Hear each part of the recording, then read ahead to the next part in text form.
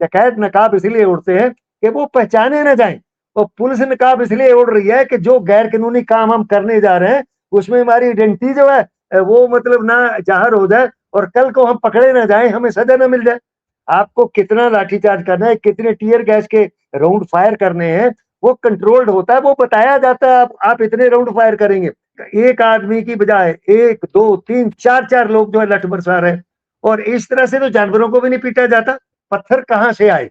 जब आपने इतनी बैरिकेडिंग कर रखी है, इतनी चेकिंग कर रही, तो पत्थर कहाँ से आए? पंजाबी ये कहावत है कि जो दुनिया है ये खूह है। खूह का मतलब होता है कुआं। ये कुएं की आवाज है। आप जैसा बोलोगे और कुएं से वैसी ही आवाज वापस आएगी। आज अगर मोदी जी को या भाजपा वालों को गालियां मिल रही हैं, तो जो इन्होंने दी थी वही वापस आ रही है।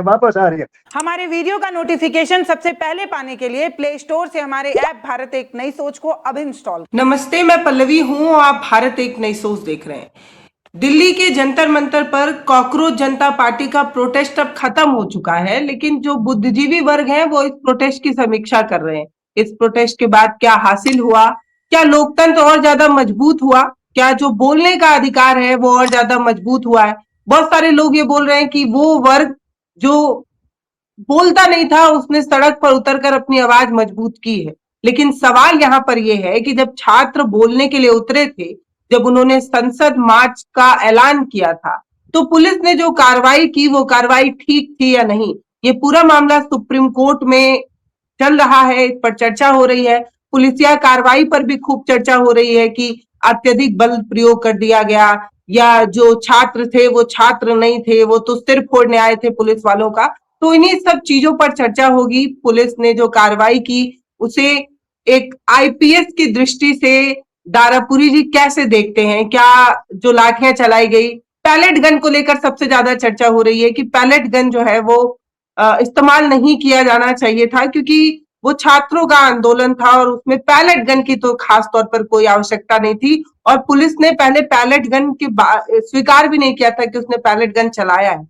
तो सवाल यहाँ पर यह भी होगा कि पुलिस झूठ बोलती है तो क्या उसकी विश्वसनीयता पर भी एक सवाल खड़ा होता है। इन सब पर चर्चा होगी। सर, आपका बहुत स्वागत है। Thank you.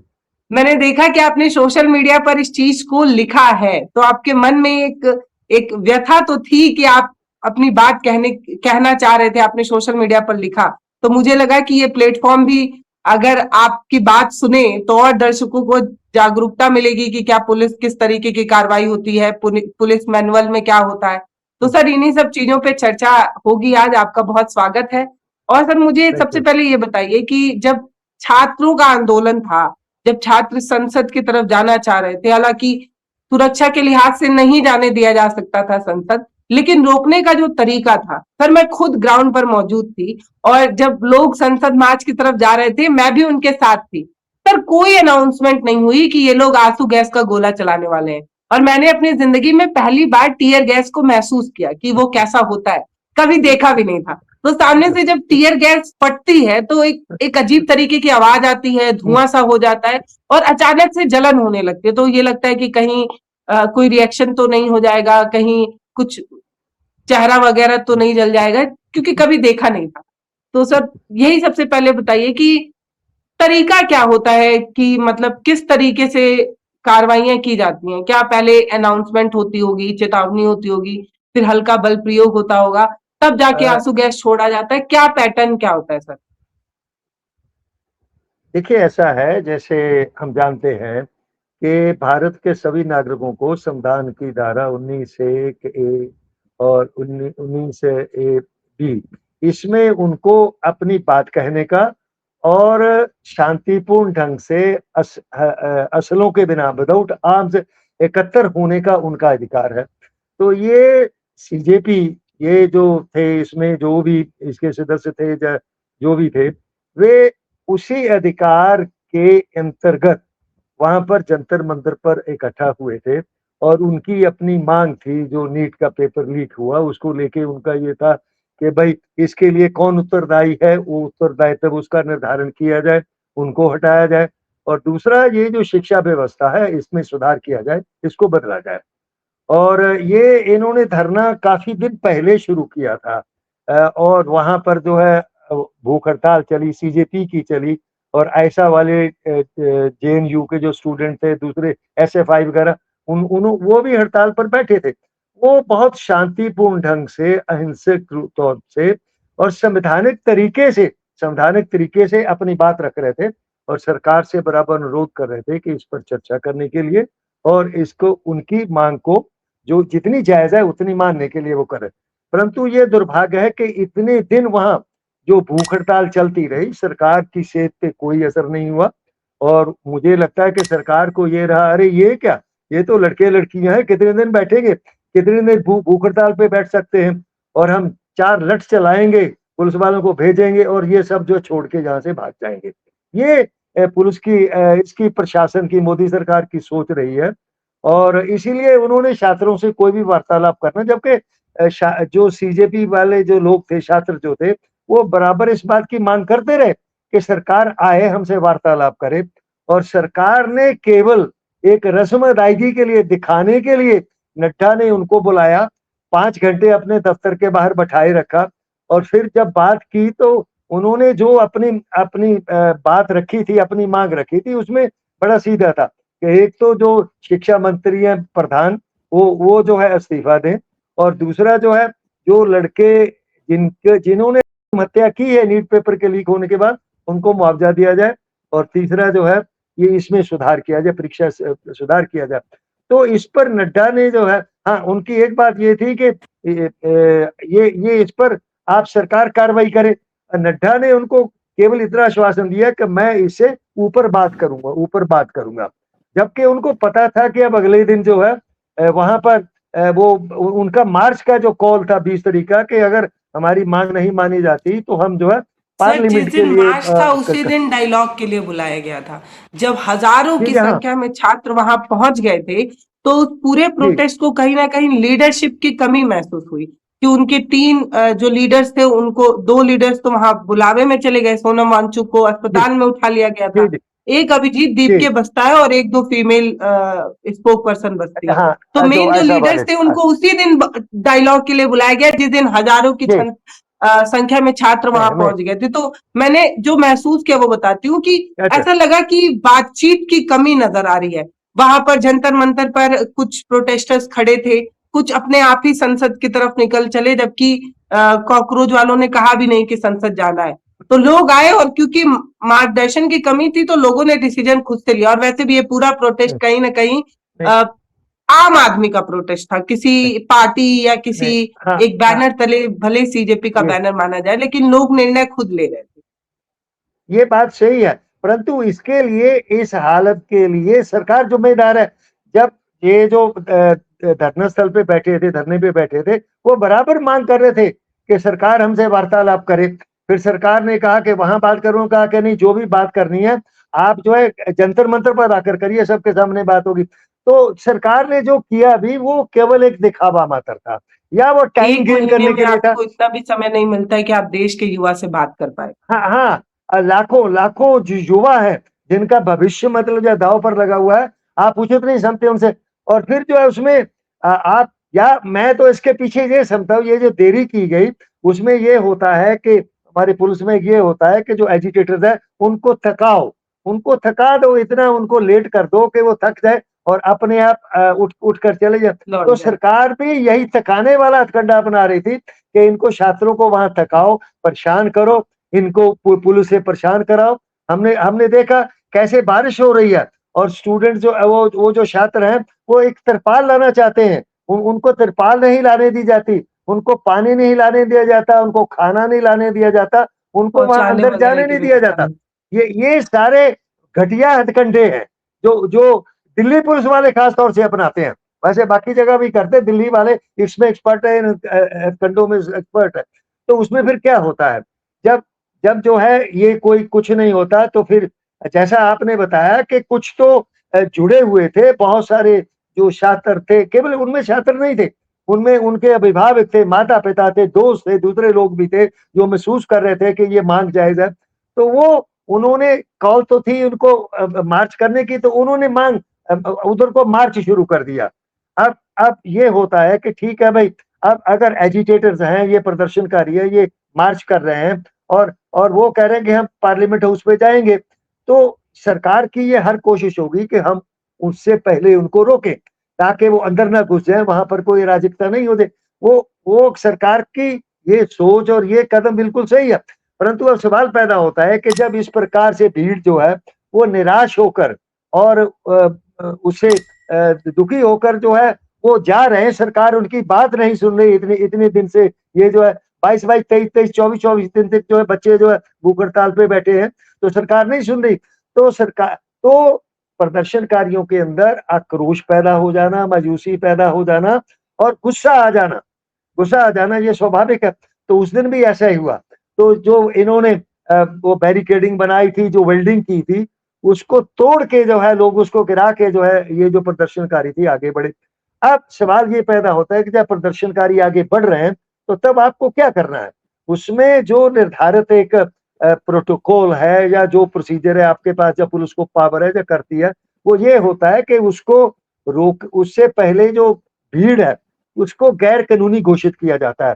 उसके लिए ये मैंडेटरी है कि अगर कोई भीड़ हिंसक हो जाती है, वो कानून तोड़ रही है, तो आप सबसे पहले उसको गैर कानूनी भीड़ घोषित करेंगे, अनलॉफुल असेंबली घोषित करेंगे और उनको बताएंगे कि अगर आप तितर-बितर नहीं होंगे तो आपके ऊपर बल प्रयोग होगा।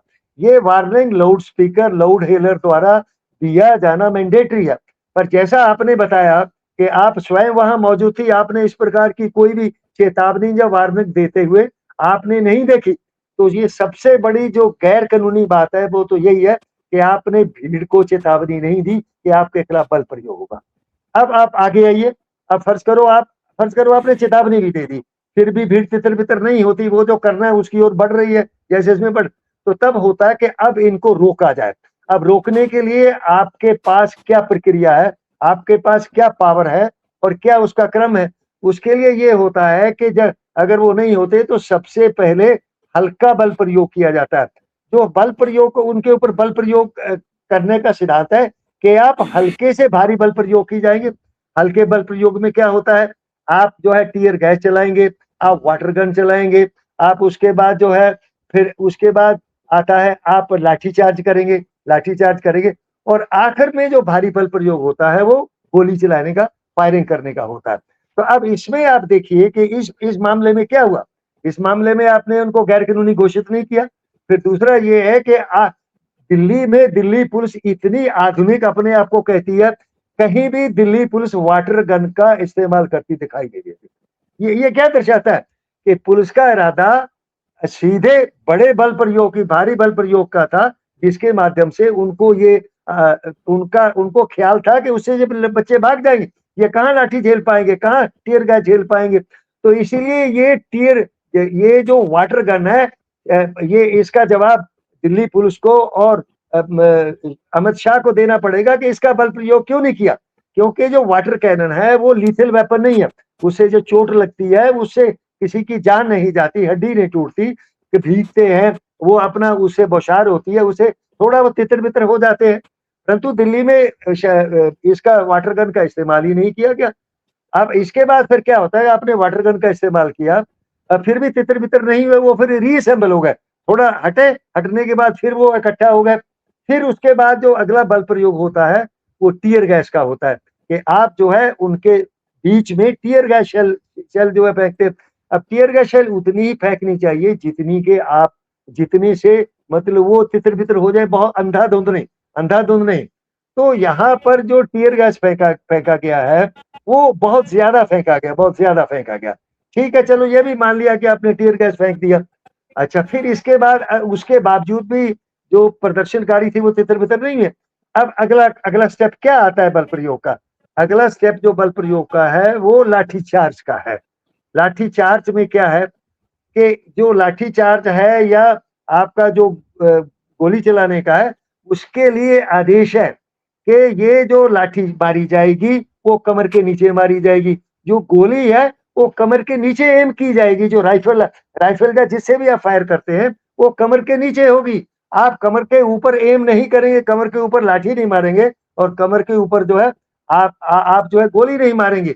वो इसलिए होता है कि ये जो पुलिस फोर्स है उसका जो मकसद है उनका मकसद है कि ये जो प्रदर्शनकारियों को कम से कम बल प्रयोग से कम उनका नुकसान हुए वो उनको वहां से तितर-बितर कर दिया जाए। पर इसमें जब हम देखते हैं कि उसमें ये है कि आप सर में लाठी नहीं मारे, मैं तो सीधी बात ये है कि आपको कमर के ऊपर लाठी नहीं मारनी है। तो वहां पर जब हम देखते हैं कि कमर से नीचे तो कम लाठियां मारी जा रही हैं और कमर के ऊपर ज्यादा लाठियां मारी जा रही, सीधी सर में मारी जा रही हैं, ये कंधों पर मारी जा रही हैं, पेट पे मारी जा रही हैं और ये गलत है, ये गैर कानूनी है। जो भीड़ तितर-बितर करने के जो नियम है, ये पुलिस रेगुलेशंस में हर एक स्टेट पुलिस का अपना एक रेगुलेशन होता है, उनमें होता है और सुप्रीम कोर्ट के इसमें दर्जनों दिशा निर्देश है कि बल प्रयोग कैसे किया जाएगा, कितना किया जाएगा। अब उसके बाद देखिए जो बल प्रयोग है कैसे होता है। अब बल प्रयोग के लिए क्या होना चाहिए कि पुलिस के हाथ में डंडा होना चाहिए। परंतु जो वीडियोज़ है वहाँ हम देख रहे हैं कि दिल्ली पुलिस के पास 6 फीट की ऊँची लाठियाँ हैं, जो अंग्रेज़ों के समय में होती थी। अब ये एक बड़ी ताज्जुब की बात है और शर्म की बात भी है कि आज़ादी के 75-76 साल के बाद हम जो है दिल्ली पुलिस जो है, जो राजधानी पुलिस है, वो हल्का डंडे से इस्तेमाल नहीं करती, वो पारे लठैतों वाली लाठियाँ लेकर चलती है। और मुझे तो हँसी आती है, बीच में मैं देख रहा था कुछ वुमेन कांस्टेबल्स थी, तो लाठियाँ उनके सिर से 1-1, 2-2 फीट ऊँची है, क्योंकि उसमें लड़कियों का थोड़ा छोड़। अब बताइए वो लाठी वो जो लेडी कांस्टेबल है, तो जो लाठी से छोटी है, वो उसका इस्तेमाल कैसे करेगी? वो या तो वो जैसे खोचा जाता है ऐसे मारेगी या किसी तरह से जो भी। तो ये जो लाठी का दिल्ली पुलिस के पास होना ये भी गलत है। अगर दिल्ली पुलिस आज भी लाठी का इस्तेमाल कर रही है, ये बहुत आपत्तिजनक है और शर्मनाक भी है कि अगर दिल्ली पुलिस का मॉडर्नाइजेशन ये है कि वो आज भी अंग्रेजों के समय की लाठियां बरसाएंगे, तो फिर तो वो लठैतों वाली बात होगी। एक सबसे बड़ी आपत्तिजनक बात ये है कि ज्यादातर दिल्ली पुलिस और इवन आरएफ के जो लोग हैं, वो डकैतों की तरह नकाब ओढ़े हुए हैं, और सर नेम प्लेट नकाब नहीं की तो लगाए। बात आप कर रहे हैं, सिविल यूनिफॉर्म में भी दिखे। कुछ पुलिस हाँ वाले हाँ ऐसे थे सिविल। जिन्होंने हाँ यूनिफॉर्म तक नहीं पहनी थी, नेम हाँ प्लेट नहीं मैं लगाई थी। सबसे नहीं बड़ी मैं बात उसमें यही आपको है कि बताता यूनिफॉर्म पर हूँ। हाँ, पहचान होती है। हम मैं आपको कैसे बताता हूँ। पहचानेंगे कि सिविलियन है कि हाँ पुलिस वाला हाँ है? यस यस मैं आपको बता रहा हूँ कि एक तो उन्होंने नेम प्लेट नहीं लगाई। अच्छा दूसरा जो है उन्होंने नकाब पहन रखे हैं। अरे जब डकैत डकैती डालते हैं तब वो नकाब पहन के जाते हैं ताकि उनका चेहरा पहचाना ना जाए।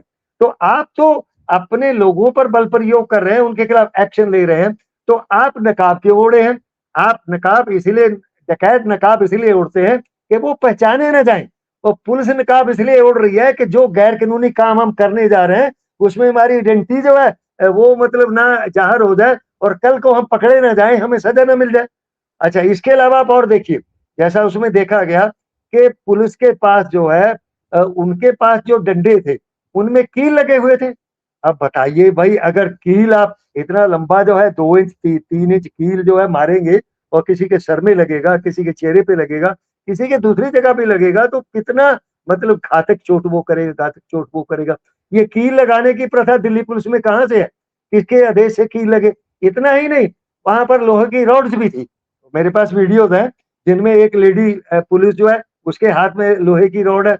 एक दूसरा वीडियो है जिसमें एक जेंट है और जिसके पास लोहे की रॉड है। और उसके बाद आप देखिए कुछ वीडियोस में ऐसा है कि कुछ पुलिस वालों के हाथ में डंडा नहीं है, उनके हाथ में लकड़ी के पटड़े हैं और जिनमें कील लगी है। अरे भैया ये कौन से देश की पुलिस है जो जो लठ लेके चलती है, लकड़ी के पटड़े लेके चलती है और कील लगा के चलती है। तो ये जो बल प्रयोग के लिए जो उपकरण इस्तेमाल किए गए वो बिल्कुल गलत थे। इनसे जो अच्छा दूसरा ये अच्छा होता सर, है कि एक बल प्रयोग आईपीएस के रूप में आपने भी पुलिसिया बल इस्तेमाल होते जी हुए देखा होगा, जी किया भी होगा। जी जी तो दिल्ली जी की जो कार्रवाई हो रही थी उसको एज अ आईपीएस ऑफिसर आप कैसे देखते हैं? जैसे आप बता तो रहे हैं कि ये अच्छा चीज गलत था, वो क्या ये नहीं पुलिस मैनुअल में है या सब कुछ गलत नहीं तरीके से करने की कोशिश है? नहीं नहीं नहीं देखिए ऐसा है, ये बिल्कुल गलत है। ये दिखाता है कि जो दिल्ली पुलिस है कितनी निरंकुश है, मनमानी करती है और उसके लिए वहां के अधिकारी जिम्मेदार हैं जिनके अंडर हम लोग भी रहे हैं। मैं भी 32 साल आईपीएस रहा हूं। हमने अपने कर्मचारियों की वर्दी डंडा जो कुछ भी है उस पर बराबर कंट्रोल रखा, बल प्रयोग पे कंट्रोल रखा। एक देश ये होता है कि ये जो बल प्रयोग होगा ये कंट्रोल्ड होगा, अनकंट्रोल्ड नहीं होगा। आपको कितना लाठीचार्ज करना है, कितने टीयर गैस के राउंड फायर करने हैं, वो कंट्रोल्ड होता है, वो बताया जाता है आप इतने राउंड फायर करेंगे। इसी तरह से जो डंडा है, डंडे के बारे में मैंने बताया कि आप कमर के ऊपर नहीं मारेंगे। और दूसरा ये भी होता है कि ये जो लाठीचार्ज किया जाएगा ये उन लोगों पर किया जाएगा जो वहां पर तोड़-फोड़ कर रहे हैं, मतलब जो एक्टिव है। अब आप उसमें भीड़ में तो इसमें प्रदर्शनकारी में तो बहुत सारे लोग होते हैं, सारे तोड़-फोड़ नहीं करते देखने हैं। आते हैं। कुछ लोग तोड़-फोड़ करते हैं और बाकी लोग तो खड़े होते हैं जब पीछे हट जाते हैं। तो उनके ये जो दिशा निर्देश है उसमें ये है कि आप केवल एक्टिव लोग जो हैं, जो तोड़-फोड़ कर रहे हैं, हिंसा कर रहे हैं, उनके ऊपर बल प्रयोग करेंगे। और यहाँ तो पार्क में लड़कियां बैठी हैं, लड़का बैठा है, जा रहा है, दूर खड़ा है, पुलिस वाले घेर-घेर के उसको मतलब वो मार रहे हैं, जो कि गलत। अच्छा, दूसरा एक बात ये होती है कि केवल उतना ही बल प्रयोग किया जाएगा जितने से आपका जो उद्देश्य है, आपका उद्देश्य है भीड़ को तितर-बितर करना और प्रदर्शनकारियों को हल्की चोट पहुंचाकर उससे रोकना, जो वो कर रहे हैं, तोड़-फोड़ कर रहे हैं, जो कुछ भी आगे बढ़ रहे हैं उससे रोकना। परंतु यहाँ पर हम देखते हैं कि एक-एक आदमी पर, एक-एक लड़के पर, एक आदमी की बजाय 1, 2, 3, 4-4 लोग जो है लठ बरसा रहे हैं। और इस तरह से तो जानवरों को भी नहीं पीटा जाता, उनके प्रति भी इतनी बेरहमी नहीं दिखाई जाती, जिस प्रकार की बेरहमी जो है वो दिल्ली पुलिस ने दिखाई है। कैसे लड़कियों को मारा जा रहा है, सर में मारा जा रहा, कैसे उनके प्राइवेट अंगों में जो है वो लाठी जो है मतलब कैसे खोसी जाती है और कैसे जो है सर में मारा जा रहा। मैं एक वीडियो में मैं देख रहा हूँ कि एक लड़की जो है जो ये कैप पहने हैं, एक पूरा लठ जो है उस लड़की के सर पे लगता है, 6 फुट वाला लठ उस पे लगता है। बताइए, अरे भाई आप मारने आए हैं या आप कंट्रोल करने आए हैं, भीड़ को कंट्रोल करने आए? तो जो बल प्रयोग किया गया वो गलत तरीके से बल प्रयोग किया और जरूरत से ज्यादा बल प्रयोग किया गया, क्योंकि बल प्रयोग में एक सिद्धांत ये भी होता है कि आपका बल प्रयोग उसी अनुपात में होगा जितना बड़ा वहां पर खतरा है या जितनी बड़ी वो हिंसा कर रहे हैं, आपका बल प्रयोग उसी अनुपात में होगा। अगर एक लाठी मारने से वो हट जाते हैं, जो वो गलत कर रहे हैं, या भाग जाते हैं, तो आपको दूसरी लाठी मारने की जरूरत नहीं है। परंतु यहाँ तो फ्री फॉर ऑल वाला है। एक तो ये गलत है। अच्छा, दूसरा जो सबसे गलत और आपत्तिजनक बात ये है, वो है कि उसमें सादे कपड़ों में वो पुलिस वाले नहीं है, क्योंकि जिस प्रकार से दाढ़ियां रखे हैं, जिस प्रकार से बाल सर रखे हैं, जिस प्रकार के बाद में उनकी पहचान हुई कि वो हरियाणा के रहने वाले दिल्ली पुलिस के जवान थे सर। मतलब अब क्या जो भी एक हो, अलग से कुछ सर, एक एज अ नहीं नहीं वो नहीं आईएएस आप मुझे बताइए कि सर नहीं क्या नहीं इस तरीके की वो कोई अनाउंसमेंट या कोई चीजें नहीं आती हैं क्या कि नहीं नहीं किसी नहीं नहीं प्रोटेस्ट में किसी पुलिस वाले को ऊपर से आदेश आए कि आप सिविल यूनिफॉर्म नहीं में नहीं भी जा सकते हैं आंदोलन का नहीं हिस्सा बन के आंदोलन को छितिर हाँ, बितिर करने के लिए? देखिए ये जो पहचान है ये तो प्रदर्शनकारियों ने की है, दिल्ली पुलिस ने तो क्लेम नहीं किया, दिल्ली पुलिस ने तो नहीं बताया कि वो हमारे लोग हैं। ये प्रदर्शनकारियों ने मेहनत करके उसका बायोडाटा निकाल लिया कि ये पुलिस में है। तो ये क्या गारंटी है जो बाकी लोग हैं या ये क्या पुलिस में थे? वो देखने से पुलिस वाले नहीं लगते हैं। इसलिए प्रदर्शनकारियों को कहना है कि ये भाजपा के गुंडे थे जिनको पुलिस अपने साथ लाई थी, उनके हाथों में डंडे दिए गए थे।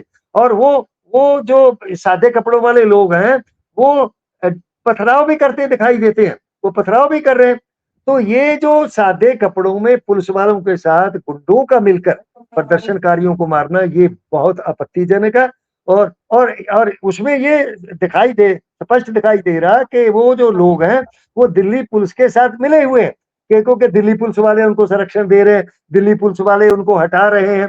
तो वो दिल्ली पुलिस के साथ जो मिलके प्रदर्शनकारियों को मार रहे थे वो भाजपा के गुंडे थे। ये एक आरोप है।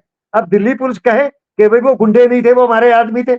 अब सवाल खड़ा होगा कि अगर आपके आदमी थे तो क्या आपने उनको सादे कपड़ों में क्यों लगाया? सादे कपड़ों में क्यों लगाया? अब वो कहते हैं कि जैसे एक कुछ हमारे आईपीएस अधिकारी कहते हैं, अरे वो नेम प्लेट इसलिए हटा लेते हैं कि उनकी पहचान पता न चले और मुंह इसलिए ढक लेते हैं उनकी पहचान पता न चले, और सादे कपड़े इसलिए पहनते हैं कि उनकी पहचान पता न चले। और पहचान पता चलने से क्या होगा कि लोग उनका पीछा करेंगे। अरे भाई आप तो मैं आईपीएस अफसरों की बात कर रहा हूँ, उत्तर प्रदेश के आईपीएस अफसरों का कहना है अरे भाई, ये जो आपको अधिकार मिलता है, जो आपको अधिकार मिलता है, वो इस वर्दी के कारण मिलता है। अगर आप वर्दी धारण किए हैं, आपके रैंक लगे हैं, आप क्या है, तो तभी आपको अधिकार है वो उन अधिकारों का इस्तेमाल करने का। अगर आप सादे कपड़ों में हैं, तो आपको ये उन अधिकारों का इस्तेमाल करना आप अधिकार नहीं सादे है। कपड़े में हैं तो आप में और मेरे में कोई फर्क नहीं है। आप भी सिविलियन, मैं भी बिल, सिविलियन। आप श्रेष्ठ बिल्कुल नहीं। इसलिए हैं क्योंकि आपने यूनिफॉर्म पहन रखी है। आप कानून के हिसाब से चलेंगे, इस बात को आपने कमिट कर लिया है, इसलिए आपको अधिकार होता है कि बिल्कुल, बहुत बिल्कुल। अच्छी बात। वो तो यहाँ पर मतलब आईपीएस अफसर कहते हैं उत्तर प्रदेश के, मुझे हंसी आती है कि सादे कपड़ों में भी लगाए जाते हैं। अरे इसके बारे में पुलिस रेगुलेशन में लिखा है। सुप्रीम कोर्ट के डी के बासु और कितने केसेस हैं जिनमें सुप्रीम कोर्ट ने कहा है कि पुलिस वाले किसी को गिरफ्तार करने जाएं, किसी भीड़ के क्राउड कंट्रोल में जाएं, तो उनकी आइडेंटिटी स्पष्ट होनी चाहिए। वो बकायदा अपनी नेम प्लेट लगाएंगे, अपना रैंक लगाएंगे, और आप किस फोर्स के हैं आप ये भी लगाएंगे कि आप उत्तर प्रदेश पुलिस के हैं, दिल्ली के हैं, आरएएफ के हैं, सीआरपीएफ है, बीएसएफ है क्या। ये सब स्पष्ट आदेश है। परंतु जो दिल्ली पुलिस है वो सादे कपड़ों में गुड्डों को लेके वो छात्रों को पीटती है, प्रदर्शनकारियों को पीटती है। ये बहुत आपत्तिजनक है। अगर दिल्ली पुलिस ऐसी है तो मुझे ऐसी दिल्ली पुलिस पर शर्म आती है। अब आप और देखिए कि ये जो बल प्रयोग का, जैसे मैंने आपको डंडों को बताया कि आपको उतना ही मारना चाहिए जितने से आपका जो ऑब्जेक्टिव है, सर एक जो बड़ी ध्येय है, वो इंटरेस्टिंग बात है। सर एक बड़ी इंटरेस्टिंग बात है, जब ये सारी दलील पीआईएल के द्वारा सुप्रीम कोर्ट में सुनी जा रही थी, तो पुलिस की तरफ से ये कहना है कि ये छात्र नहीं थे, ये आंदोलनकारी नहीं थे, ये तो बदमाश इकट्ठा हुए थे। पुलिस वालों को इतनी बुरी तरीके से पीटा गया, इतने पुलिस वाले घायल हो गए।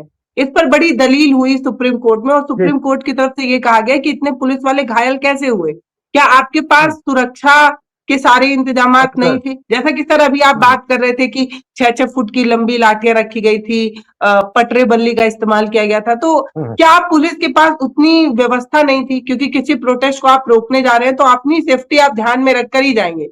तो क्या सुविधाएं नहीं थी? इसको आप कैसे देखते हैं कि इतने नहीं, पुलिस वाले जो इसके घायल हुए? इसके बारे में मैं बाद में आपको बताऊंगा, बाद में बताऊंगा। जो मैं जो बात कर रहा हूं, ये बल प्रयोग जो किया गया वो इलीगल था, अवैध था। सादे सादे कपड़ों में लोगों ने आके पीटा, वो सारी कुछ बदमाशी की, वो अवैध था। उसके लिए भी दिल्ली पुलिस जिम्मेदार है। और उसके लिए दिल्ली, जैसा कि हम जानते हैं, जो दिल्ली पुलिस है वो यहाँ के दिल्ली के मुख्यमंत्री के अधीन नहीं है। वो जो हमारे गृह मंत्री हैं अमित शाह, उनके अधीन है। सीआरपीएफ उनके अधीन है, बीएसएफ उनके अधीन है, और आरएएफ उनके अधीन है। तो ये जो जितने गैर कानूनी हरकतें पुलिस की हुई है या गैर कानूनी कार्रवाइयां हुई है, इसके लिए अमित शाह सीधे जो है वो जिम्मेदार है। अब इसके बाद अब देखिए, जो मैंने लाठीचार्ज का बताया, लाठीचार्ज अंधाधुंध किया गया, जरूर से ज्यादा किया गया। वाइटल पार्ट्स, प्रदर्शनकारियों के जो वाइटल पार्ट्स, महत्वपूर्ण अंग होते हैं, उन पर किया गया। और लाठीचार्ज के अलावा मतलब और बहुत सारी बदतमीजियां की गई। अब और ये लाठी जो बल प्रयोग है, ये जरूर से ज्यादा इस्तेमाल किया गया, ये जो है। एक तो बड़े इसीलिए अधिकारी का एक वीडियो भी सामने आया था, जिसका भी आप जिक्र भी कर रहे थे कि वो जी, फीमेल के प्राइवेट पार्ट को जी, लाठी से मारने की कोशिश कर रहे हैं। बाद में उन जी, पर एक्शन लेने की बात, बहुत हल्ला हुआ, एक्शन लेने की बात हुई, लेकिन विभागीय कार्रवाई जैसी कोई चीज होती नजर नहीं आई। तो क्या इस चीज को एक्सेप्ट कर लिया गया है कि प्रोटेस्ट करने में कोई अगर लड़की आएगी तो उसके साथ अभद्रता करने का अधिकार भी है? मतलब हटाना और पुशबैक करना तो आपकी जिम्मेदारी है, मैं मानती हूँ, लेकिन जी, इस तरीके की चीजें किसी यूनिफॉर्म वाले, अब इसीलिए सिविल यूनिफॉर्म में शायद भेजे जाते होंगे कि हर चीज को ताक पे रखकर आप बदमाशी कर लो, क्योंकि यूनिफॉर्म में सर जब आप सामने आएंगे और इस तरीके का वीडियो सामने आएगा तो हर आम आदमी ये कहेगा कि हम अपने टैक्स के पैसे से जिसको ये जिम्मेदारी दे रहे हैं, हम नहीं चाहते कि हमारी बेटियों के साथ आप इस तरीके की गंदी हरकत करें। तो सर उन पर कोई जी, विभागीय कार्रवाई वगैरह भी होती नजर नहीं आ रही है? नहीं, सीनियर अधिकारी इस नहीं, तरीके की नहीं, गंदी हरकत कर रहे हैं। नहीं, देखिए कानून में ये प्रावधान है। मैं अगर पुलिस कर्मचारी हूँ, मैं कोई कार्रवाई करता हूँ, बल प्रयोग करता हूँ या दूसरा कुछ करता हूँ, मुझे वहां तक ही संरक्षण है। यहाँ मैं वो अपने कर्तव्य के अनुपालन में और नियम की सीमा के अंदर कर रहा हूँ। मैं सीमा सीमा के अंदर ही मुझे करना है। वो जो पुलिस इंस्पेक्टर है, वो जो पुलिस इंस्पेक्टर है, उसकी जो हरकत है वो अपराध की भाषा में आता है। आपको बल प्रयोग का अधिकार है, बल प्रयोग की प्रक्रिया क्या है वो आपको बताई गई है, आप जानते हैं, उसका अभ्यास कराया जाता है। उससे हटके आपने वो जो हरकत की है, वो आपका आपराधिक कृत्य है और उसके ऊपर तो केस दर्ज करके विभागीय कार्रवाई के दोनों कार्रवाई होती है। विभागीय का तौर पर उसको दंडित किया जाए और उसके खिलाफ गैर कानूनी हरकत करने के लिए आपराधिक केस भी दर्ज होना चाहिए। इसी तरह से आपने देखा कि किस प्रकार के एसपी रैंक का एक अधिकारी है, एक लड़की खड़ी है और उसको जाते-जाते कुछ नहीं कर रही, वो खड़ी है, उसके थप्पड़ मारता है। ये भी गलत है क्योंकि ये आपको कानून के बाहर जाके कुछ भी करने का अधिकार नहीं है। अगर आप उसके बाहर जाके करते हैं तो तो सर जो आपका एफआईआर वो दर्ज हो रहे हैं वो तो छात्रों पर हो रहा है, किसी पुलिस वाले का गलत करने पर उन पर कोई काम होता नजर नहीं आ रहा है, क्यों?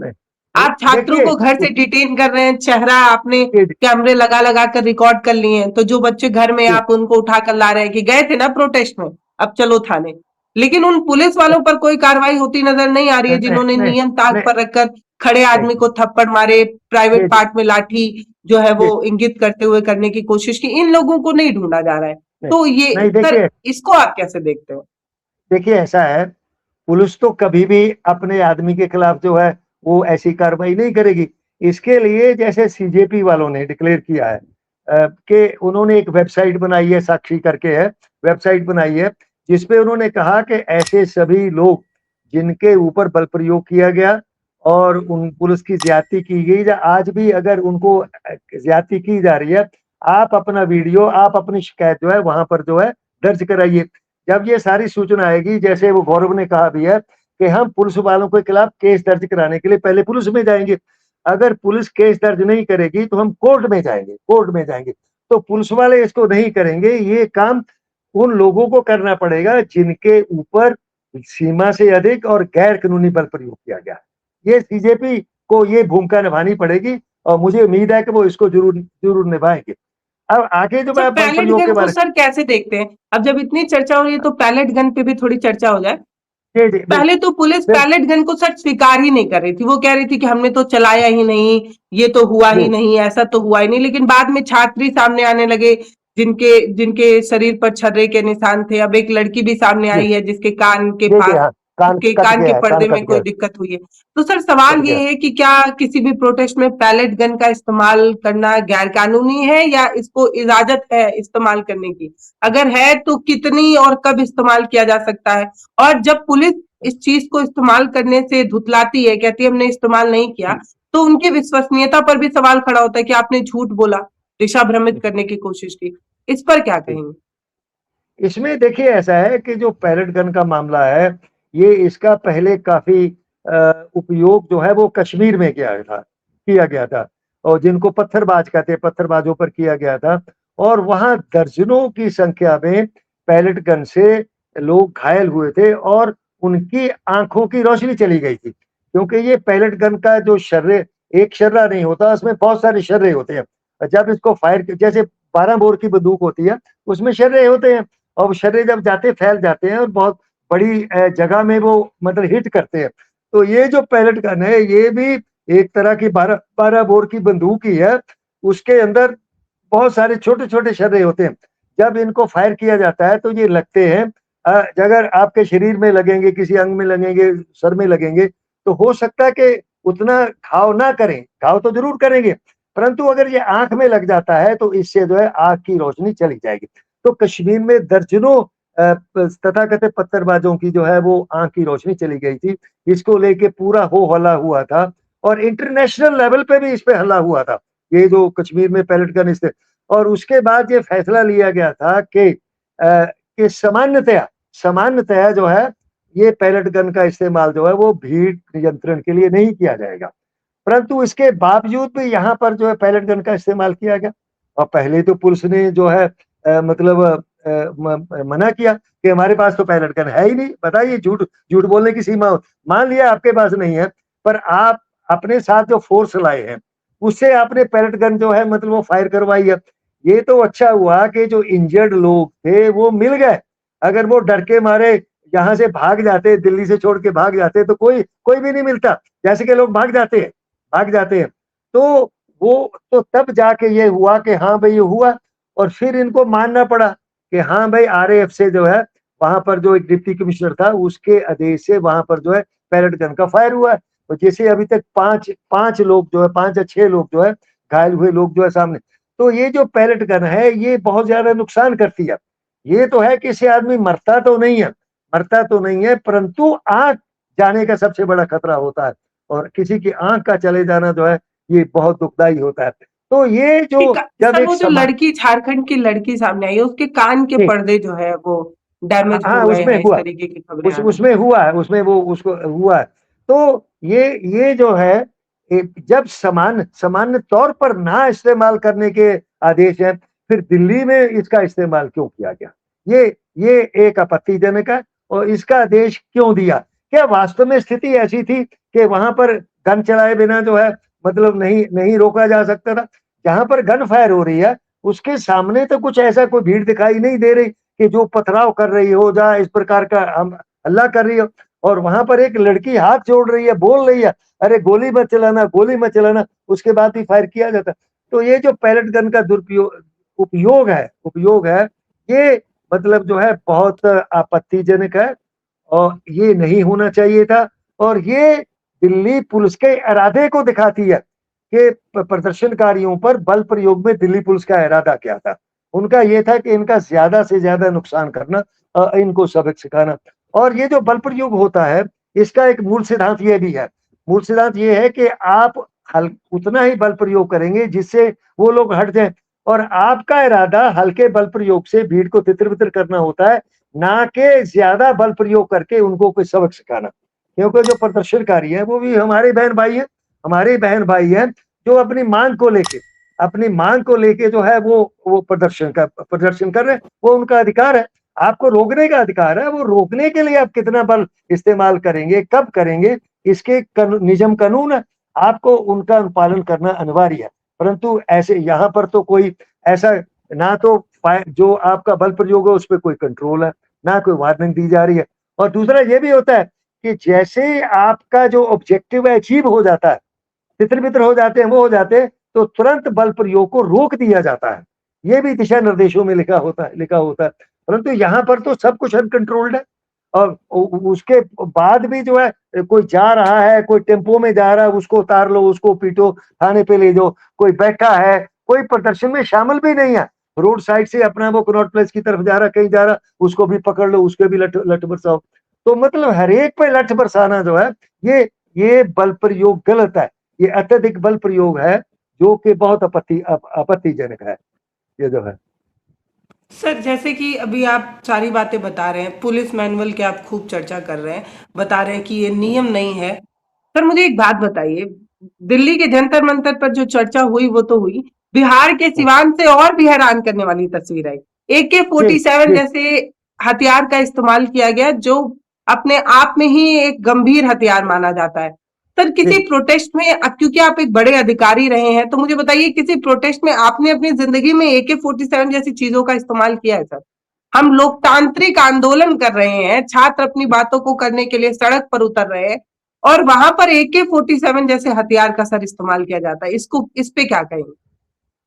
देखिए, ये दर्शाता है कि आज हमारी पुलिस कितनी मतलब निरंकुश हो चुकी है और कितनी बर्बर हो चुकी है। ये दर्शाता है। AK-47 तो लीथल वेपन है, वो तो रैपिड फायर करता है, उसे तो तर आप घुमा दीजिए, कितने लोग एक ही बस्ट में जो मर जाएंगे। तो ये जो हमारी आज जो दिल्ली आपको दिखाई दिया है, जो दिल्ली पुलिस का रूप जो आपको दिखाई दिया है, और वही शक्ल जो है और वही रूप सारी पुलिस का है। पूरे भारत में पुलिस का एक ही रूप है, चाहे वो दिल्ली हो और चाहे वो पटना हो, चाहे कोई दूसरी जगह हो, सब जगह पुलिस इसी तरह से निरंकुशता से जो है वो बल प्रयोग करती है और पर जनता को सिवान सबक पुलिस का सिखाने ये का कहना है कि एक कांस्टेबल ने सर अपने विवेक से ये निर्णय लिया है कि उसे AK-47 इस्तेमाल करना है, क्योंकि वो एक सिक्योरिटी गार्ड थे और उनके पास ये चीजें थी, AK-47 जैसे हथियार थे, तो उसने डिसाइड किया अपने मन से कि वो AK-47 चला देगा। सर मैं आपसे समझना चाह रही हूँ कि क्या एक कांस्टेबल जो है वो इतना विवेकहीन होता है, उसको अपने सीनियर अधिकारी की आदेश की जरूरत भी नहीं होती है, इतना ज्यादा मनबड़ होता है कि वो इस्तेमाल कर लेता है? क्योंकि सर मैंने एनसीसी किया है, हमारे यहाँ तो जितने भी सर ऐसी चीजें होती थी उसमें ऐसा था कि एक भी चीज अगर आपने अपने मन से कर दिया तो इतनी ज्यादा पनिशमेंट मिलती थी कि दोबारा हिम्मत नहीं होती थी। तो एक सही हवलदार बात। या एक मामूली सा कर्मचारी बिना सीनियर के आदेश के अनुसार AK-47 जैसे हथियार का इस्तेमाल कर सकता है। नहीं देखिए ऐसा है, ये ये जो पुलिस कह रही है ये बिल्कुल हास्यास्पद है। ऐसा होता है जब क्राउड कंट्रोल के लिए किसी टुकड़ी की जो फोर्स को ले जाया जाता है, उस समय उनको इकट्ठा करके सबसे पहले ब्रीफिंग की जाती है, दिशा निर्देश दिए जाते हैं। फिर उसके बाद जो पुलिस क्या ले जा रही है, क्या वो अपने बॉडी प्रोटेक्टर ले जा रही है कि नहीं ले जा रही, हेड गियर ले जा रही कि नहीं ले जा रही, लाठी ले जा रही कि नहीं ले जा रही, टीयर गैस शेल, कितने टीयर गैस के शेल लिए गए हैं, और उसमें जो आर्म्ड सेक्शन होता है, जो आर्म्ड सेक्शन एक होता है, एक टीयर गैस सेक्शन होता है, विंग होता है, एक आर्म सेक्शन होता है, एक लाठी वाले होते हैं, लाठी वाले होते हैं। तो सबके रैपिड जो एक्शन फोर्स। हथियार हैं, हाँ, जो हथियार हैं, उन हथियारों का पूरा देखा जाता है और वो जारी किए जाते हैं, लिख के जारी किए जाते हैं कि हमने इतने राउंड जो है टीयर गैस के जारी किए हैं, इतनी टीयर गैस गन जारी की है, या कितने लोगों के पास टीयर गैस गन होगी, कितने राउंड उनके पास होंगे। ऐसे जो फायर करने का स्क्वाड होता है, फायर करने का स्क्वाड होता है, उसके पास होता है कि कौन सा वेपन होगा और उनको कितने राउंड जारी किए गए हैं। एक-एक चीज का हिसाब होता है, ये लिखा जाता है, ये लिखा जाता है पुलिस के रोजनामचा में, रिकॉर्ड में लिखा जाता है। तो ये कैसे मान लिया जाए, ये तो एक कैसे विश्वास करें कि वो एक सिपाही AK-47 गन लेके वहां पहुंच गया। क्या क्या वो उसको भीड़ नियंत्रित ड्यूटी पे लगाया गया था? अगर लगाया गया था तो उसके हाथ में AK-47 गन क्यों थी? जो कि जिसका इस्तेमाल आप बिल्कुल नहीं कर सकते, बिल्कुल नहीं कर सकते, क्योंकि वो एक लीथल वेपन है और ऑटोमेटिक वेपन है, ऑटोमेटिक वेपन है। भीड़ नियंत्रण में ये भी होता है कि उसमें कोई भी ऑटोमेटिक वेपन अलाउड नहीं होता, सिंगल शॉट के लिए होता है, चाहे वो राइफल है, पहले तो एक दूसरा होता था जिसमें कम कम चोट लगती थी, ये जो है, तो वो कोई भी रैपिड फायर वाला ऑटोमेटिक वेपन जो है वो नहीं दिया जाता। इवन जो रिवॉल्वर होते हैं, रिवॉल्वर में भी कहा जाता है कि वो ऑटोमेटिक रिवॉल्वर मतलब आप इस्तेमाल नहीं करेंगे, ऑटोमेटिक रिवॉल्वर का इस्तेमाल नहीं करेंगे। तो ये जो बल होता है ये बिल्कुल कंट्रोल्ड होता है, कैलकुलेटेड होता है। परंतु चाहे वो बिहार हो चाहे दिल्ली हो, यहाँ तो सब एकदम अंधाधुंध, जैसे एक एक सेना दूसरी सेना पे मतलब हमला करती है, उस प्रकार से प्रदर्शनकारियों पर जो है दिल्ली पुलिस जो टूट पड़ती है और सभी प्रकार के हथियारों का अनकंट्रोल्ड इस्तेमाल करती है। तो ये जो है कि वो उसने मन से किया, ये बात मान्य नहीं है, ये बात मान्य नहीं है, अपने मन से सर तो आप बता रहे हैं कि AK-47 जो है वो इनलीगल होता है, किसी प्रोटेस्ट में उसको इस्तेमाल नहीं किया जा सकता। आप तो जब नहीं ले जा सुप्रीम कोर्ट सकते। में इस बात को लेकर सर बात होगी तो उन पुलिस वालों पर जो है वो कार्रवाई हो सकती है, इसका मतलब, क्योंकि किसी नहीं प्रोटेस्ट में AK-47। देखिए, सबसे पहले ये देखना पड़ेगा कि उस व्यक्ति को जिसके पास AK-47 था, वो उसको ड्यूटी पर किसने लगाया? क्या वो क्राउड कंट्रोल ड्यूटी पर था? अगर लगाया तो AK-47 राइफल उसको क्यों दी गई? क्यों दी गई? तो ये एक जिसने उसको ड्यूटी पे लगाया और AK-47 राइफल ले जाने की अनुमति दी, मौका दिया, ये उनका आपराधिक कृत्य बनता है, जिसके लिए उनके खिलाफ केस दर्ज करके कार्रवाई होनी चाहिए। इसी तरह से तो ये दिल्ली पुलिस केस में भी दर्ज मेरा कौन ये करेगा? पुलिस वाले ही करेंगे ये अपने ये भाइयों पे। ऐसा पुलिस वाले नहीं करेंगे, पब्लिक करेंगे। हम जो है हम कर सकते हैं। अगर पब्लिक इंटरेस्ट लिटिगेशन जो है उसके पीछे यही तो बात है कि हम थाने पर जाएंगे कि हमने देखा ये हुआ, आप केस दर्ज करिए और इसकी जांच करिए। अगर नहीं करेंगे तो मैं कोर्ट में जा सकता हूँ, मैं कोर्ट में जाके अनुरोध कर सकता हूँ केस दर्ज करने का। वहां से नहीं हो तो मैं हाई कोर्ट, सुप्रीम कोर्ट जा सकता हूँ। ये हमारा अधिकार है। अगर हमारे आईपी सीआरपीसी जो अब तो उसका बीएनएस हो गया, वो ये कहता है कि अगर मेरे सामने कोई अपराध होता है तो मुझे उसको रोकने का अधिकार है और मुझे उसकी सूचना देना मेरा ड्यूटी है, कर्तव्य का, नागरिक का ड्यूटी है, कर्तव्य बनता है कि मैं जाके उसको पुलिस में सूचना दूं कि मेरे सामने ये अपराध हुआ। तो उसकी उसकी एफआईआर तो कोई भी लिखा सकता है, कोई जरूरी नहीं कि पुलिस ही लिखे, कोई भी लिखा सकता है। ये जो है सर अब एक थोड़ा और गंभीर सवाल है, आप एज अ IAS आप मुझे बताइए कि किसी प्रोटेस्ट में क्या ये सीनियर अधिकारी डिसाइड करते हैं कि कितना पैलेट गन की गोली चलने वाली है, कितना आंसू गैस का गोला चलने वाला है, या ऊपर से मंत्रालय से परमिशन लेना पड़ता है सर। अगर ग्राउंड पर चीजें ऐसी हो रही हैं तो ये किसके निर्णय पर ये तय होता है कि कितनी राउंड फायरिंग की जाएगी, आंसू गैस का गोला कितना दागा जाएगा, या कितने छर्रे जो है वो छात्रों पर चलाए जाएंगे, ये कौन निर्णय लेता है सर? देखिए, इसके ऊपर भी एक स्टेज होती है। ये तो आगे मैं बताऊंगा कि डिसाइड कौन करता है कितने फायर करने। उसके ऊपर ये होता है कि जो उसका सबसे बड़ा अधिकारी होता है, और पुलिस अधिकारी के ऊपर भी एक अधिकारी होता है, उसका मंत्री है, मुख्यमंत्री है। तो जो सामान्यतः जो ऐसी परिस्थितियों में जहां इस प्रकार के बड़े प्रदर्शन हो रहे हैं, उसमें सरकार का एक दिशा निर्देश होता है कि सरकार क्या चाहती है। क्या सरकार चाहती है कि इनको लठ बजा के सबक सिखा दो, इनकी सबको तोड़ दो, इनको सबको भगा दो? तो क्या सरकार चाहती है कि हल्का बल प्रयोग करके आप जो है इनको रोक दो, या सरकार उनके साथ समझौता कर लेती है? तो दिल्ली पुलिस क्योंकि सीधी अमित शाह के अधीन है, तो पुलिस को किस हद तक बल प्रयोग करना है, इसके जो आदेश है वो अमित शाह द्वारा दिए गए होंगे, क्योंकि उसके बिना इसीलिए पुलिस उन्हीं के अपनी इस्तीफे मर्जी की से मांग हो रही है। इतना इतना पुलिस अपनी मर्जी से इतना अधिक बल प्रयोग नहीं कर सकती। अब जो दूसरा सवाल आपका है कि कितने राउंड फायर करने हैं, कितना, वो भी डिसाइड होता है कि मुझे इसको केवल जख्मी करना है या इसको बिल्कुल बर्बाद कर देना है। ये ऊपर से चलता है, ऊपर से जैसा इशारा होता है कि आपको कैसा बल प्रयोग करना है और कितनी मात्रा में बल प्रयोग करना है, ये ऊपर का निर्देश होता है, जो कि मौखिक होता है, लिखित नहीं होता। तो यहाँ जो भी निर्देश आदेश था अमित शाह का था कि इनको सबको सबक सिखा देना है। अब जो आपने पूछा कि कितने फायर करने हैं, कितनी गोलियां चलानी है, इसका जो फैसला है वो मौके पर जो सीनियर ऑफिसर होता है, जो सबसे जो बड़ा अधिकारी होता है, अगर मजिस्ट्रेट है तो मजिस्ट्रेट आदेश देता है कि आप जो है इनके ऊपर ये बल प्रयोग करिए।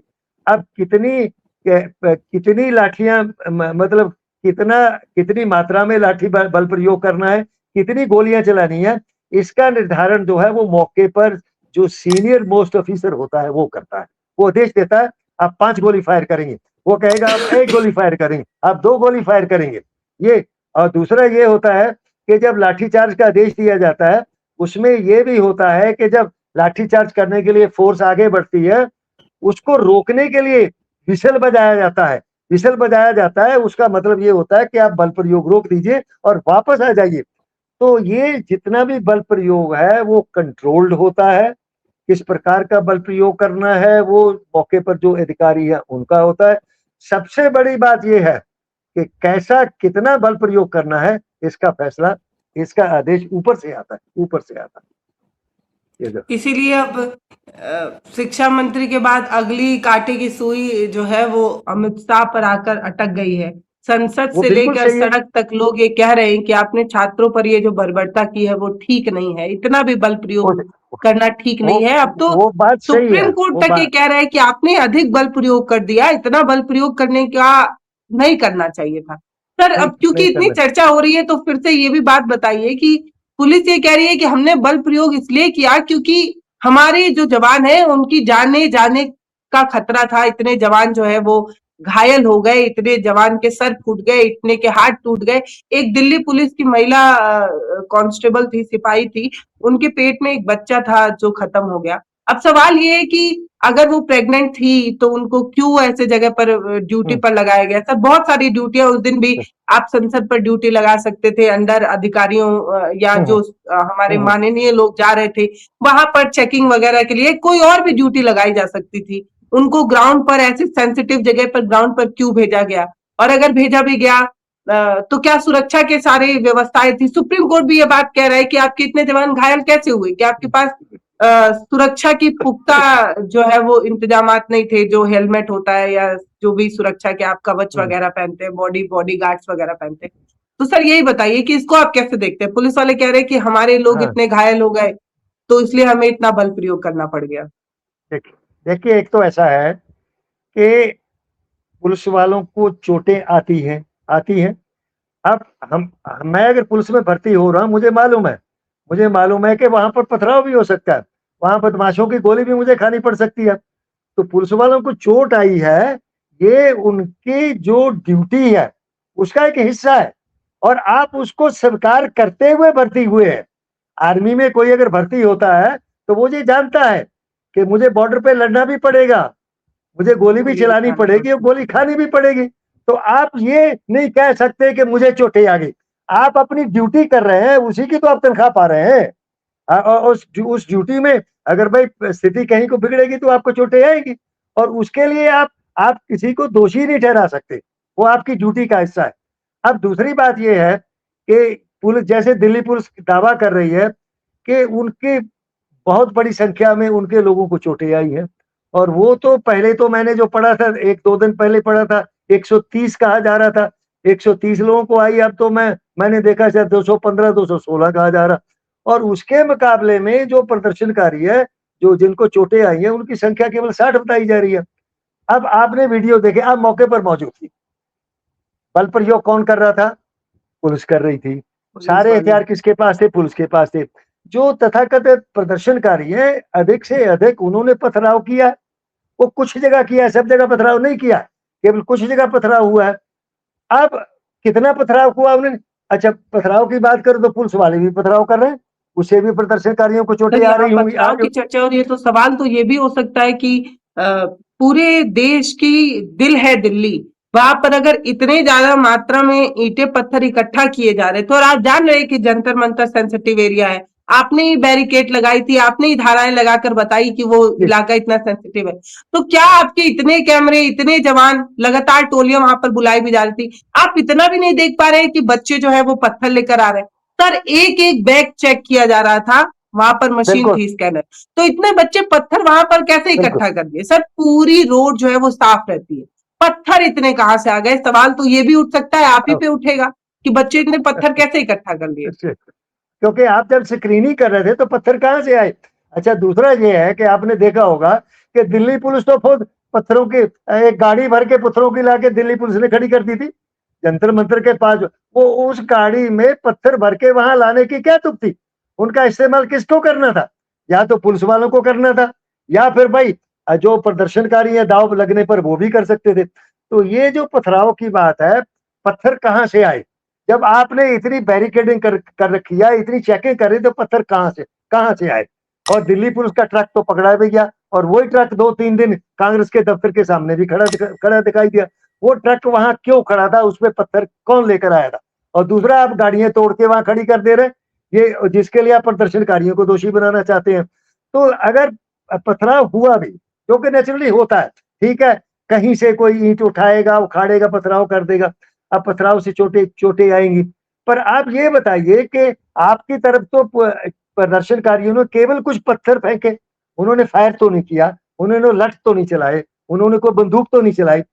तो जो स्वाभाविक तौर पर ऐसी परिस्थिति में घायल होने वाली की संख्या पुलिस की ज्यादा होनी चाहिए या प्रदर्शनकारियों की ज्यादा होनी चाहिए?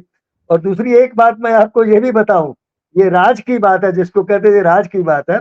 मैं पुलिस विभाग में रहा हूं, पुलिस विभाग वाले ये जो चोटें हैं बना भी लेते हैं, क्योंकि ये गंभीरता जो है दिखाई जाती है, और खुद ही पट्टी बांध ली जाती है, अपने अस्पताल में पट्टी बांध ली जाती है, सर पे बांध लो, उस पे बांध लो, उस पे बांध लो।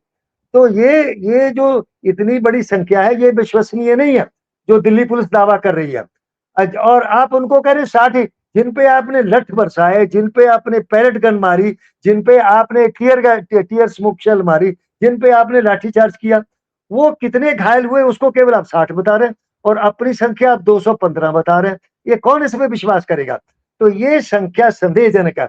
इसके लिए मेरा एक सुझाव है, इस संख्या का सही अंदाजा कैसे लग सकता है कि कितने पुलिस वाले घायल हुए थे, कितने प्रदर्शनकारी घायल?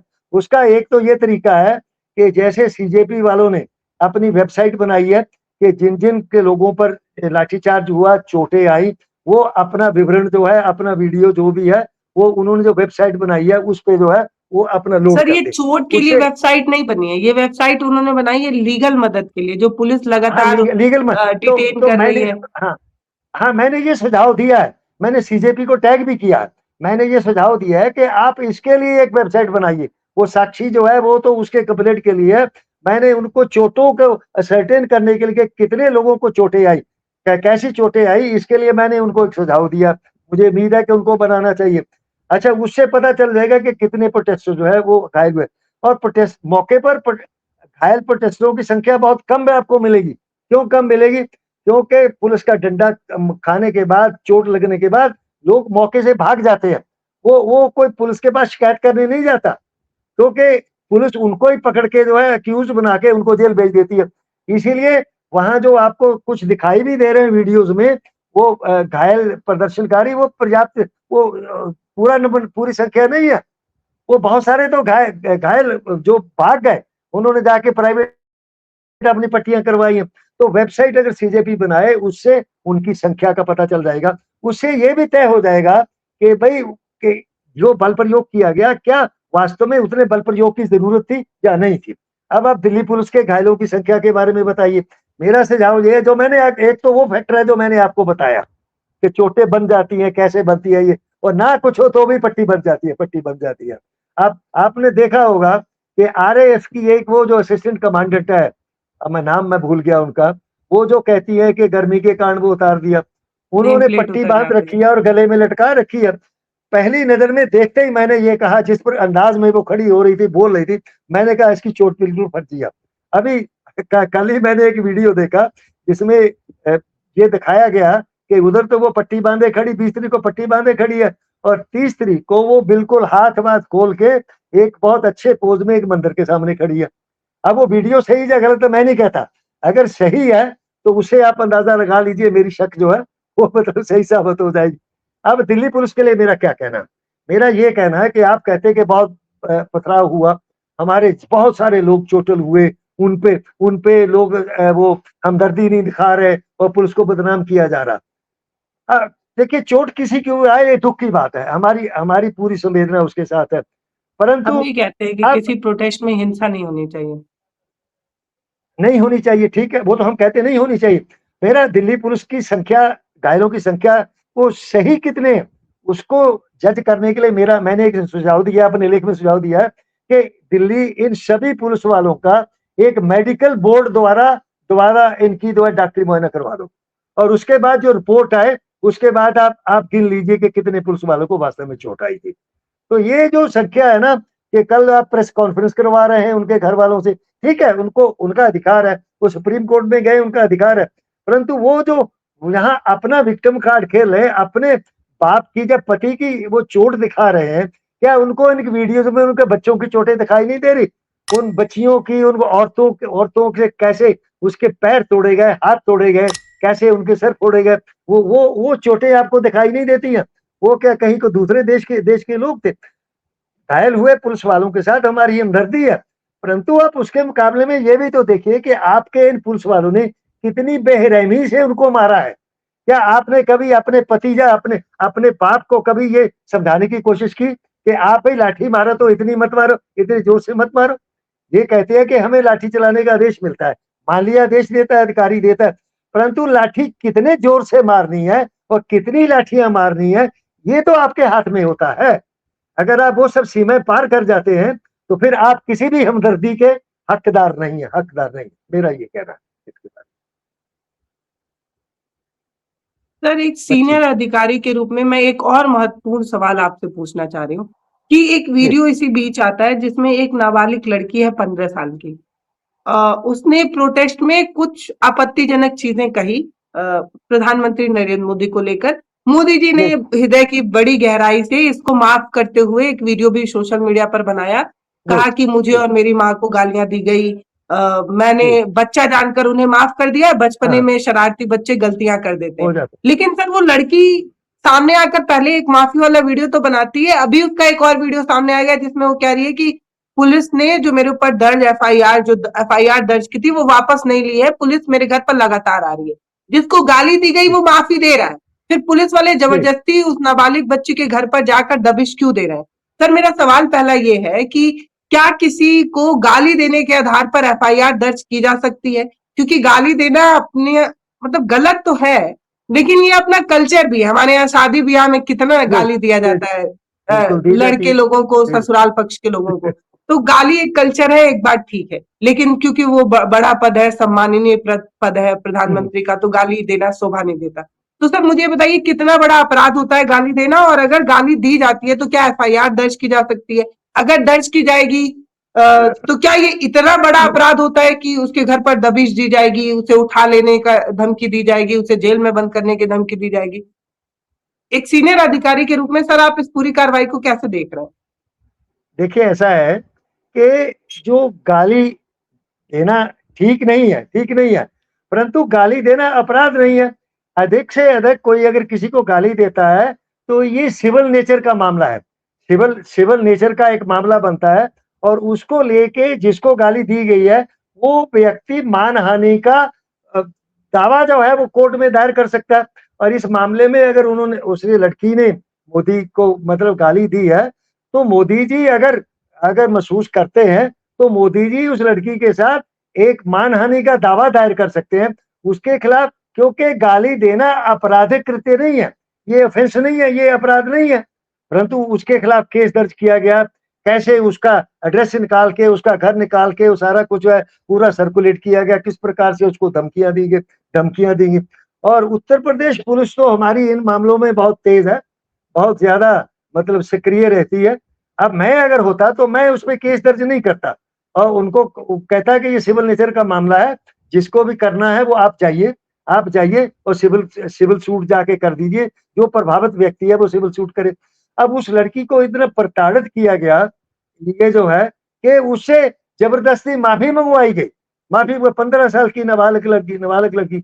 तो क्या इसको मोदी सरकार अपनी अचीवमेंट कहेगी और क्या उत्तर प्रदेश सरकार इसको अपनी उपलब्धि कहेगी कि उन्होंने एक नाबालिग लड़की के साथ केस दर्ज करके उस केस को जो है दिल्ली पुलिस को ट्रांसफर कर दिया, जब मोदी जी ने कहा कि मैंने सबको माफ कर दिया। खैर मोदी जी ने या मोदी के लोगों ने जिन्होंने गाली दी है उसके लिए तो उन्होंने कोई माफी नहीं मांगी और वहां तो मोदी जी किसी ये ने भी नहीं कह रहे हैं अमित कि हमारी सरकार की इतनी बड़ी गलती रही कि छात्रों के पैर तोड़े गए, सिर फोड़े गए, पैलेट गन का इस्तेमाल किया गया, हृदय बहुत व्यथित है, मैं उन छात्रों से माफी चाहता हूं जो घायल हुए। ये मोदी जी ने नहीं कहा, लेकिन मोदी जी ने ये कहा कि उन्हें बुरा लगा कि आजकल की जो लड़कियां हैं, तो लड़कियों को लेकर बड़ी बातें होती हैं कि लड़के तो आए दिन अपने तकिया कलाम में गाली का इस्तेमाल करते हैं, चौराहे पर चलते चलते ये माँ बहन की गालियों से तौल देते हैं, लेकिन लड़के दे सकते हैं। लेकिन क्योंकि लड़कियां संस्कृति की धरोहर है, समाज को आगे ले जाने वाली हैं, तो लड़की कैसे गाली दे दी? यही तो सबसे ज्यादा बुरी बात है कि जनजी लड़कियां जो है वो गाली कैसे दे सकती हैं?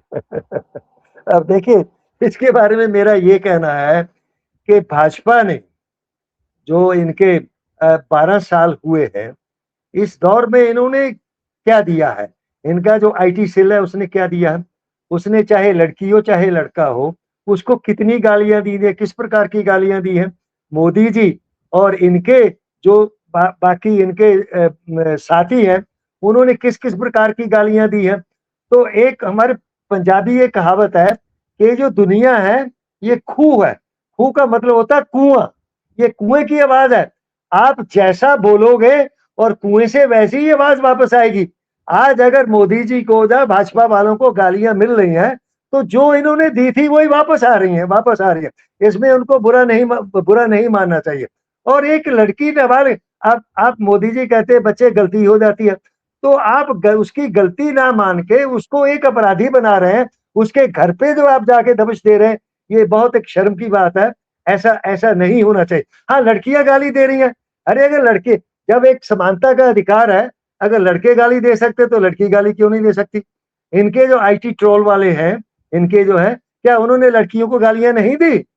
लड़कियों को गालियां दी है। तो सोशल आपने मीडिया 12 पर साल किसी में भी लड़की का अगर वीडियो वायरल हुआ है जंतर मंतर का, जो इस प्रोटेस्ट का हिस्सा थी, उनके सोशल मीडिया साइट्स को अगर जाकर देखा जाए तो कमेंट सेक्शन गालियों से भरा हुआ है, रेप थ्रेड्स वगैरह आ रहे हैं, उनकी पहचान अलग अलग प्लेटफॉर्म पर डालकर उन्हें जो है वो बुली करने की कोशिश की जा रही है, उन्हें ऐसी ऐसी धमकियां दी जा रही है। एक लड़की सामने आई जो बहुत मेधावी भी है, लेकिन उसको जो है वो बाबर की औलाद और न जाने क्या कहा जा रहा है। एक लड़की सामने आई जिसको लगातार धमकी दी, जिस हम 15 साल की बच्ची की बात कर रहे हैं, उस बच्ची को भी जो है वो ये धमकी मिली है कि तुम सड़क पर कहीं दिख जाओ तो तुम्हारे साथ ये कर दिया जाएगा।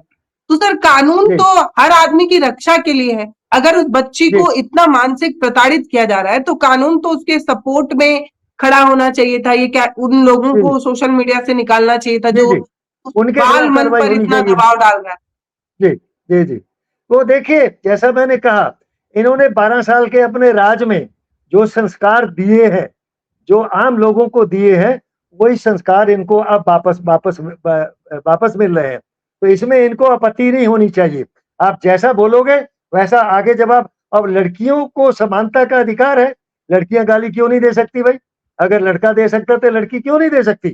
ये उनका अधिकार है। आप उनको किस किस ज्यादातर गालियां तो औरतों पर ही मतलब टारगेट करके दी जाती है। जो भी हमारी गालियां हैं ज्यादातर तो औरतों को माँ वो बहन को लक्षित लेकर। करके दी जाती है। तो क्या औरतें हमेशा गूंगी और बहरी ही बनी रहेंगी? आज की लड़कियां पढ़ लिख रही हैं, वो दुनिया में चल रही हैं, लड़कों के बराबर बराबर वो लड़ रही हैं, संघर्ष कर रही हैं। चाहे वो पढ़ाई की बात है, चाहे वो नौकरी की बात है, चाहे वो संघर्ष की बात है। तो लड़कियां जब लड़कों के साथ कंधा मिलाकर लड़ रही हैं, तो भैया लड़कियों को भी सब कुछ तो इस्तेमाल गाली करने का देने का भी अधिकार आ है। गया। बिल्कुल अधिकार है। अगर अगर आपको कोई गाली देता है तो भाई या तो आप मतलब एकदम साधु बन जाइए, वो तो बन नहीं सकते। तो आपको भी उसका जवाब देने का अधिकार है। अब वो कैसी भाषा में आप देते हैं वो आपके ऊपर है, या कैसी गाली आपको दी गई है तो आपको भी फिर उसी के मैचिंग जो है कुछ ना कुछ तो करना पड़ेगा ना। ये सर जो है। थोड़ा सा कानूनी उससे बताइए मुझे, क्योंकि आपका लंबा तजुर्बा रहा है पुलिसिया सिस्टम में। थोड़ा ये बताइए कि जब मोदी जी ने माफ कर दिया और लड़की ने सोशल मीडिया पर हाथ जोड़कर माफी मांग ली है, उसके माता पिता ने जी लिखित थाने में जो है वो माफीनामा दे दिया है, जी फिर भी ये जी कार्रवाई थमती क्यों नहीं नजर आ रही है? क्यों उस लड़की के घर में अभी भी दबिश दी जा रही है? और ये क्या आगे क्या कार्रवाई की जा सकती है? मैंने जिसे गाली दी उसने देखिए माफ कर दिया, मैंने माफी मांग ली, लेकिन इसके जी बावजूद भी पुलिस जो एक्शन ले रही है, ये पूरी कार्रवाई शुरू दरअसल 0 FIR से शुरू हुई थी। एक महिला वकील ने इस बात को लेकर जो है वो पेशकश की थी थाने में कि जी जी लड़कियां गाली दे रही हैं, और क्योंकि जी माननीय पद तो है ही प्रधानमंत्री का, लेकिन उन्हें जी जी गाली देना ठीक नहीं है, इसको लेकर एक 0 FIR की जाती है और पुलिस इस तरीके की जी चीजें जी कर रही है। तो 0 FIR में इस तरीके की चीजें कब थमती हैं? देने वाला लेने वाला सब एक दूसरे को माफ कर चुके हैं, लेकिन FIR नहीं थम रही है। ये देखिए, जैसा मैंने पहले कहा, एक तो गाली देना अपराध नहीं है, ये सिविल नेचर का मामला है। अच्छा, दूसरा ये है कि जब ये सारा कुछ हो गया, मोदी जी ने कह दिया, उसके बाद भी पुलिस जो कार्रवाई कर रही है पुलिस की दादागिरी है। पुलिस की ये दादागिरी है, जो कि उत्तर प्रदेश इस मामले में उत्तर प्रदेश की पुलिस आजकल जो है बहुत दक्ष हो गई है, ऐसे मामलों में बहुत दक्ष हो गई है। और वो अपनी अपनी मतलब अपना अस्तित्व जो है वो जनता को दिखा रही है कि चाहे मोदी जी माफ भी कर दें, हम आपको माफ करने वाले नहीं है। ये उत्तर प्रदेश पुलिस का पुलिस की मतलब एक क्या मैं कहूँ, उपलब्धि कहूँ, जो मैं क्या कहूँ। सर, इस वीडियो के क्लोजिंग में, इस बातचीत के आखिरी में, ये पूरा आंदोलन तो आपने जो है वो सोशल मीडिया पर देखा होगा, छात्रों को पिटते भी देखा होगा, पुलिस को पीटते भी देखा होगा, सुप्रीम कोर्ट की दलीलें भी आपने अब सुन ली होंगी। ये जो पूरा प्रोटेस्ट है, इसको आप अपने नजरिए से कैसे देखते हैं? क्या ये यूथ में जान भरने वाला प्रोटेस्ट था? लोकतंत्र को एक नए तरीके से परिभाषित करने का प्रोटेस्ट था? क्योंकि यूथ को लेकर ये कहा जा रहा है कि ये जो जेनजीज है, इनको ना देश के मुद्दे में कोई इंटरेस्ट होता है, ना ये किसी चीज, ये तो अपनी दुनिया में मस्त रहने वाला एक जीव है जिसको समाज और देश से कोई लेना देना नहीं। अब वही यूथ सड़क पर उतर भी गया है और उसने बता भी दिया है कि हमें बहुत फर्क पड़ता है, और उनकी बातें मान भी ली गई। तो आप इस पूरे प्रोटेस्ट को सर देखते कैसे हैं? पुलिस की कार्रवाई, जनता या युवा का सड़क पर उतरना, आपके नजरिए से इस पूरे आंदोलन को आप कैसे देखते हैं? देखिए, मैं इस आंदोलन को लोकतंत्र के हित में मानता हूँ, क्योंकि पिछले 12 साल में जिस प्रकार से भाजपा सरकार ने, मोदी सरकार ने राज्यों में, केंद्र में आम लोगों की आवाज को दबाया है, उनकी मांगों को नजरअंदाज किया है और सब जगह मनमर्जी मनमानी की है, और उससे सभी लोगों के अंदर एक बहुत बड़ा आक्रोश था। परंतु उनका ये जो आक्रोश था उसको प्रकट करने के लिए उनको मौका नहीं दिया जा रहा था, उनको दबाया जा रहा था। उनके आप कुछ लिख नहीं सकते, आप धरना नहीं दे सकते, आप प्रदर्शन नहीं कर सकते। ये एकदम तानाशाही जो अधिनायकवाद इस देश में जो है मतलब 12 साल से व्यापक है, उसके खिलाफ एक ये जनता का एक बहुत बड़ा विद्रोह मैं कहूंगा, एक विद्रोह है उस ये तंत्र जो आपने स्थापित किया है तानाशाही वाला।